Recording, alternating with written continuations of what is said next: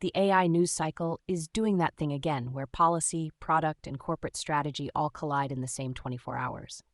Anthropic has 2 new Claude models out in the world, but only one is broadly available, while the White House is reportedly asking OpenAI to slow down its next release. Add in a possible delay to OpenAI's IPO plans, and today is really about who gets to ship, who gets to wait, and who gets to set the rules.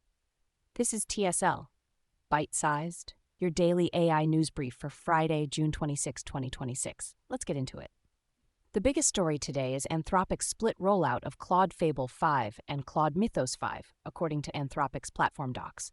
Fable 5 is generally available across the Claude API, Claude Platform on AWS, Amazon Bedrock, Google Cloud, and Microsoft Foundry, which makes it the easy on-ramp for developers building on major cloud stacks. Mythos 5, by contrast, is not generally available and is being offered only to approved customers in Project Glasswing, with access routed through Anthropic, AWS, or Google. That matters because it shows Anthropic is treating model release as a tiered distribution problem, not just a launch announcement.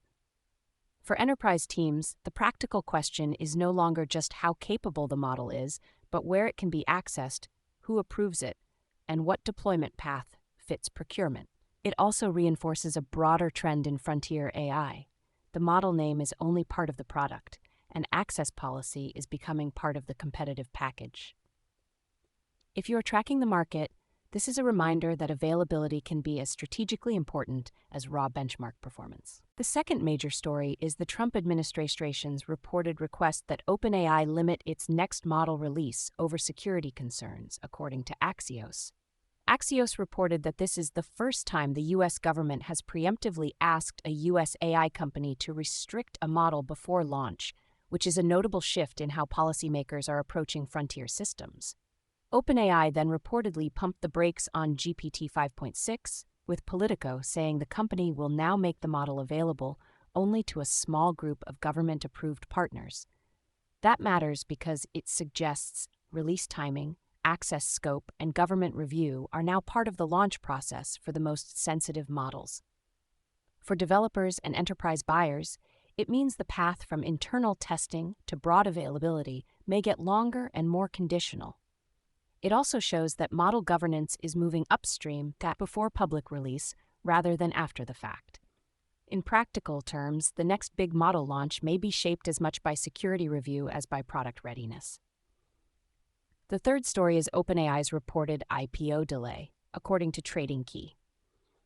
TradingKey said the company is considering postponing its planned initial public offering to 2027 in order to pursue a higher valuation and wait for more favorable market conditions. The report says OpenAI's advisors have presented management with 2 options, though the company has not publicly confirmed a final decision. That matters because an IPO timeline is not just a finance story. It affects how much pressure a company feels to show growth, manage costs, and explain its business model to public investors. For a company already balancing model development, infrastructure spending, and government scrutiny, a delay could change how it sequences everything else. It also keeps attention on the broader AI funding environment, where valuation expectations and capital intensity are still moving targets. For listeners, the key point is simple. OpenAI's path to the public markets may be taking longer than planned, and that changes the timing of one of the sector's biggest financial milestones. The fourth story is Google's reported talent loss to Anthropic, according to the Times of India. The report says Google is set to lose 2 more senior AI researchers, adding to a string of high-profile departures as competition for top technical talent keeps heating up. That matters because research staff are not just employees in this market.